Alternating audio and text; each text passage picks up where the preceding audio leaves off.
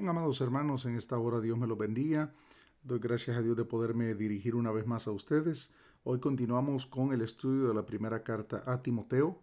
Hoy vamos a leer en el capítulo 3, verso 8. En la clase anterior o en el estudio anterior hablamos de los requisitos de los obispos. Nos detuvimos, si bien no recuerdo, como tres, la dividimos en tres partes o cuatro partes que para mí en lo personal fueron de mucho provecho mientras estudiaba para poder dar estas enseñanzas. Y pues ahora vamos a entrar en lo que son los requisitos de los diáconos. Espero de que podamos ir rápidamente, aunque no es tanto, no tenemos tanta prisa para poder ir rápido y poder salir de esto, no, sino que queremos extraer lo que más podamos de el estudio, ¿verdad? Para que sea de bendición, de mucho provecho a la vida de cada uno de ustedes. Vuelvo y repito, cada uno pues tiene la responsabilidad de estudiar y yo sé que cada uno tiene la capacidad de poder sacar buen provecho de cada uno de estos versículos que pueda leer y puede hacer de que algunos de ustedes en sus estudios, algunos estén sacando algunas cosas diferentes, información diferente, pues hay diferentes tipos de comentarios, hay una infinidad de comentarios con respecto a estos versículos y pues cada uno está sacando o puede sacar algún punto de vista diferente. En esta hora espero que lo que yo les traigo y lo que yo estoy dando acá pueda ser de bendición para ustedes. Muy bien, vamos a leer en el capítulo 3, verso 8 al 10 de la primera carta a Timoteo. Dice así: los diáconos asimismo deben ser honestos, sin doblez, no dados a mucho vino, no codiciosos de ganancias deshonestas, que guarden el misterio de la fe con limpia conciencia, y estos también sean sometidos a prueba primero, y entonces ejerzan el diaconado si son irreprensibles. Como podemos ver, en estos versículos encontramos bastante parecido de los requisitos de los diáconos a los requisitos de los obispos, aunque hay cierta variación. Sobre todo tenemos que entender la riqueza del idioma en el cual se escribió, que es el griego, y obviamente en el español nosotros no vemos ninguna o pocas diferencias en cuanto a la traducción, por eso nosotros lo vemos bastante similar. Pero vamos a hablar aquí de acerca de algunas palabras que son bastante diferentes a las nuestras en su significado. Ahora, quisiera decirte que el servicio de los diáconos era un tanto más práctico que el servicio de los obispos. Y esto lo empezamos a ver desde Hechos capítulo 6.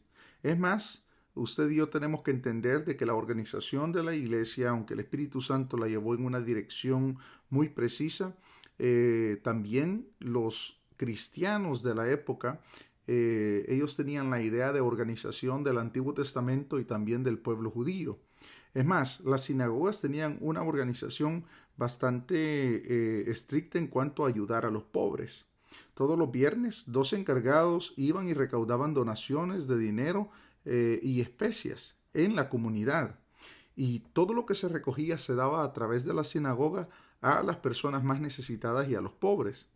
Este fondo se llamaba Cupa o la cesta. Eso es lo que quiere decir o su significado. Además, se hacía una colecta diaria de alimentos de casa en casa para los que se encontraban en necesidades más extremas. Este fondo se llamaba Tamhui, que significa la bandeja.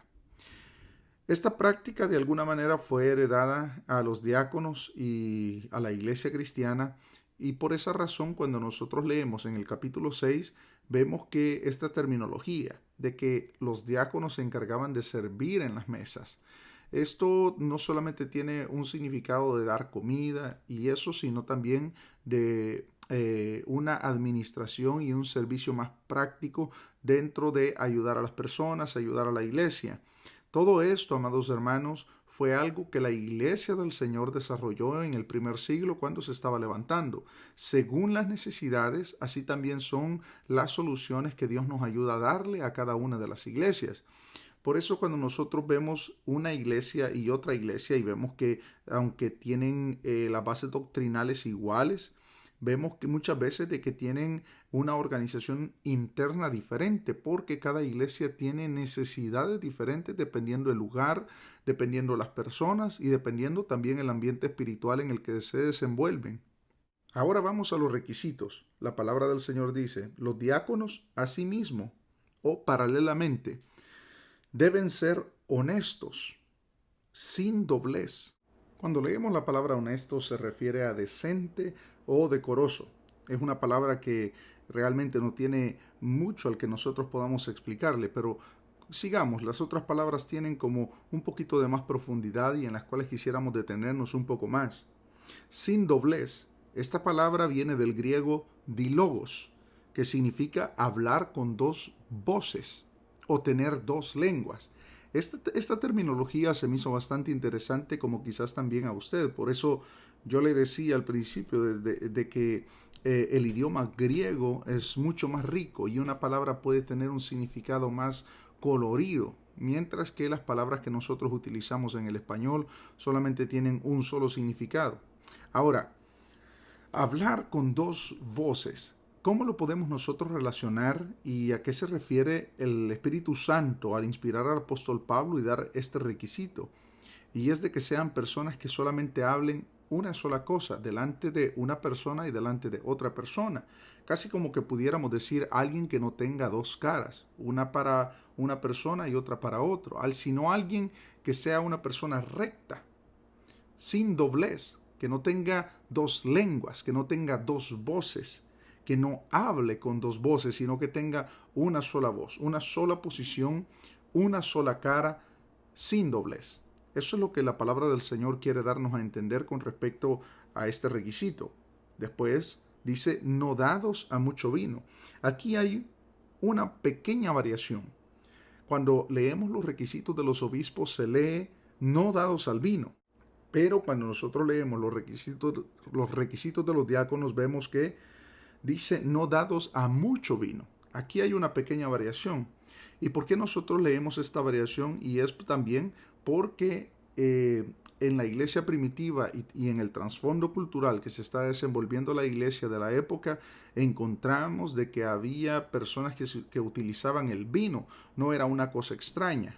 Ahora, yo hablé de esto en unas dos clases anteriores o dos enseñanzas anteriores con respecto siempre al mismo tema. Si usted quiere leer la posición que comparto en cuanto al vino y a beber vino, por favor vaya a la parte en donde nosotros explicamos el versículo 3 del capítulo 3 de Primera de Timoteo. Sé que será de mucha bendición para cada uno de ustedes. Después seguimos con otra característica y otro requisito. No codicioso de ganancias deshonestas. De la palabra griega aiskrokerdes. ¿Y esto qué significa? Que le gusta obtener dinero sin importar cómo. Es decir, hay personas que están cegadas con su amor al dinero, que no importa a quién de quién tengan que murmurar, a quién tengan que calumniar, qué truhanería tengan que hacer con tal de obtener el dinero que desean. Esto es algo muy peligroso, porque a través de esto nosotros vemos la perversión, por ejemplo, de Balaam. Cuando nosotros leemos la historia de Balaam, nos daremos cuenta de que Balaam fue una persona de que el dinero le cambió su mentalidad. Pues la palabra del Señor dice que cuando llegaron los enviados de Balac, del rey Balac, este hombre no quiso ir con ellos, sino que consultó al Señor y el Señor le dijo, no, no vayas con ellos. Pero el rey le volvió a enviar gente de mayor categoría. Y ahora él se va nuevamente, sabiendo la respuesta de Dios, sabiendo la voluntad de Dios, se va nuevamente a consultarle y a preguntarle si se va con ellos. Ya el Señor había visto en él y en su corazón una avaricia, un deseo, porque habían llegado con más promesas y más dinero. Entonces él se vio trastornado en su mente. La palabra del Señor dice que una muda bestia de carga refrenó la locura del profeta. Es decir, en el mundo espiritual, a Balaam en ese momento se le veía como un loco, como alguien que había perdido la cordura, que no podía ver el mundo espiritual, que el animal estaba viendo más claramente al ángel que estaba parado al frente de ellos sin dejarlos pasar que el mismo profeta. La palabra del Señor también nos muestra de que la codicia a cosas materiales, como la que tuvo Giesi, el siervo de Eliseo, lo hizo llegar delante de Naamán. Ahora, cuando nosotros vemos de que este hombre va detrás de Naamán y le va diciendo de que, o le dice de que Eliseo había cambiado de parecer y que ahora quería vestidos y quería también dinero. Era una mentira. Ahora, ¿qué sucede con todo esto? ¿Qué sucedió en la vida de este hombre de Giesi? Es que la lepra de Naamán se le pasó a él y toda su vida fue leproso. Qué triste. Ahora nosotros vemos la consecuencia de codiciar ganancias deshonestas y el Señor nos dice acá de que eso no tiene que estar en una persona que esté en esta posición de liderazgo. La palabra del Señor también nos da otro requisito y este está un poco profundo en el cual vamos a detenernos un poco y es que dice acá que guarden el misterio de la fe con limpia conciencia. ¿Qué significa esto? Que el diácono debía ser un creyente consciente de las verdades profundas de la fe cristiana. Y no solamente debía ser consciente y conocer los fundamentos de la fe cristiana, sino que debía guardar celosamente esos fundamentos.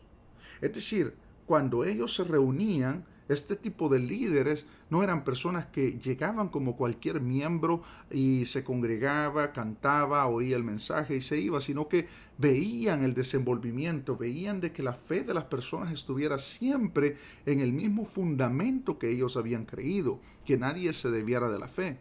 Esto para nosotros puede ser algo que también se puede aplicar a nuestro día porque nosotros tenemos líderes, diáconos, la mayoría de iglesias que trabaja en este tipo de organización, que tiene diáconos. Tenemos que entender de que nuestra función como pastores y diáconos no es solo llegar a la iglesia, aplaudir, cantar, recitar textos de memoria y oír un mensaje e irnos, no, sino que tiene que ser algo más profundo que eso. Estar viendo que los fundamentos de la fe de la iglesia estén bien cimentados, que no se hayan desquebrajado en la vida espiritual de las personas, oyendo los mensajes con detenimiento, con atención, para ver que lo que se predica sean cosas de acuerdo a la palabra del Señor. Es decir, nuestra vida como líderes tiene que estar no solamente como una persona que está ahí, sino como atalayas de la obra del Señor. Por eso la palabra del Señor dice acá, que guarden el misterio de la fe con limpia conciencia. Gente que sea consciente de los fundamentos de la fe y que celosamente los cuide, los guarde y también los comparta. Después en el verso 10 sigue diciendo, y estos también sean sometidos a prueba primero, y entonces ejerzan el diaconado si son irreprensibles. Vea que el diaconado o los que querían ser diáconos primero tenían que pasar un tiempo de prueba en el cual ellos tenían que probar y tenían que ser estudiados y observados por los apóstoles, por los líderes, por la iglesia misma para ver si eran personas irreprensibles, personas sin tacha, personas rectas. Y después de eso tenían que ejercer o podían ejercer el diaconado. Nosotros tenemos que también considerar estas cosas para poder aplicarlas en las iglesias que pastoreamos y también en el liderazgo que nosotros tenemos. No solamente que los demás nos miren, porque nosotros somos personas que los demás nos pueden mirar bien, pero solo nosotros sabemos en nuestra intimidad las cosas en las cuales le fallamos al Señor. Y es ahí donde nosotros tenemos que ser honestos y pedirle al Señor que nos ayude en aquellas cosas que nosotros hacemos mal y que a Dios no le agradan.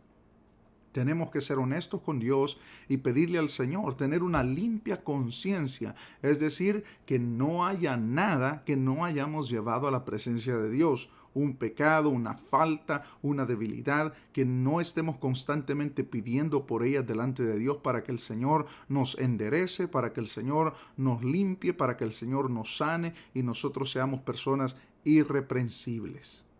Amados hermanos, hemos llegado al final de este corto estudio.